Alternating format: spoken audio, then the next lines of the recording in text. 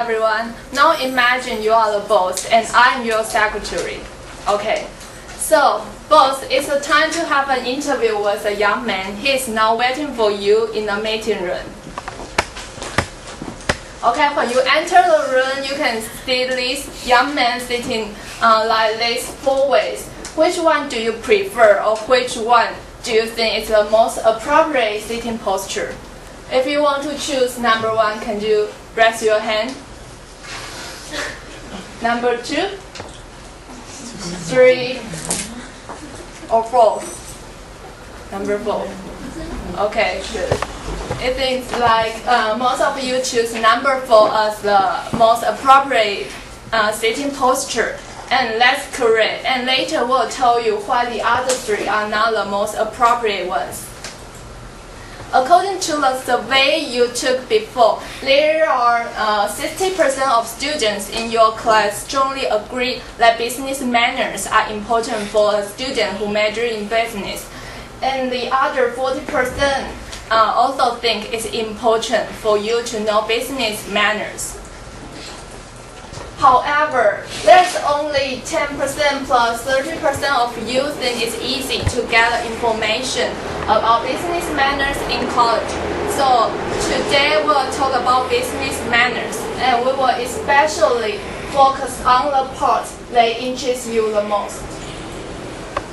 We have numbered the top 3 choices for you. They are job interview manners, and the second and the third one are your overall appearance and office manners. And my name is Stacy Sun, and she is Stacy Zheng.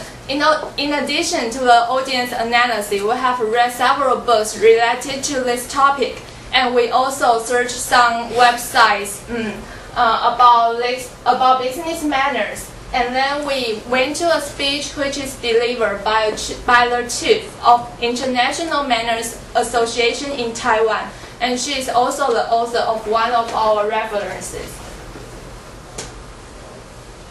And as the graph I showed you before, we have divided business manners into 3 topics. They are job interview manners, overall appearance, and office manners. And now I'm going to tell you some tips for a job interview.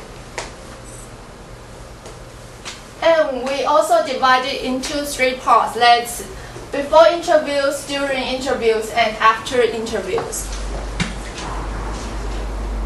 And according to the book, business manners are very easy. The author said that before you go to a job interview, you have to have good understanding of yourself, of industry, and the target firm. First of all, you have to identify your skills, your specialties, and your personal strengths and weakness, because the interviewer may ask something about you from your resume. So remember to get very familiar with what you wrote in your resume, and then you can put some time into search some information about the industry that you involve, like some events or some trends in the industry. This is not only for you to do some further planning, but also to impress the interviewers. And then you can collect some information about the company, like the company size, the structure, or their products or service. And if you want to collect some information about the position, you can conduct an informational interview with someone in a similar position. And actually, we did this one last semester in English class. So maybe in the future you will have the opportunity to do this informational interview.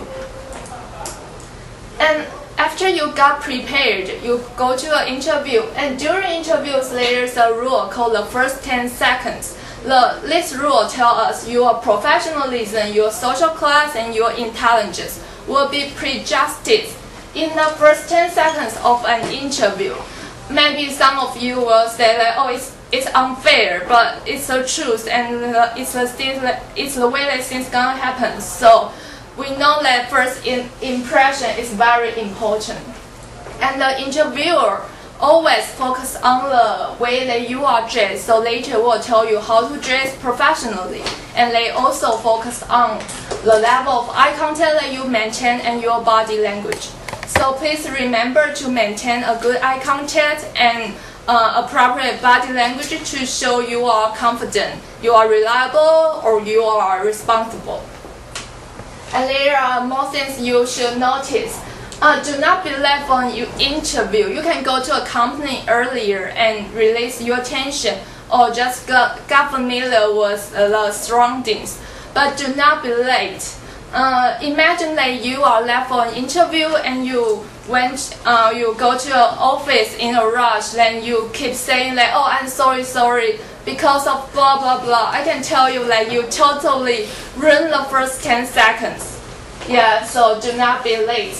And be polite not only to the interviewer but also to all the staff in the company, because their opinions may be considered as well. And when you knock on the door and sit down, when you knock on the door and get in, you can sit down or have your seat only after you are asked to do so. And unless the interviewer wants to shake hands with you, do not stretch out your hands first. That is inappropriate way. And show your confidence, but do not be arrogant. Like you cannot tell the boss, like, oh, it's your loss if you don't hire me. That is definitely the wrong way to show your confidence. And be focused throughout the interview. And the last one is sell yourself as a solution to the employer's problem. So you have to know the employer's needs, and this is where you will research before you go to an interview that come in. And after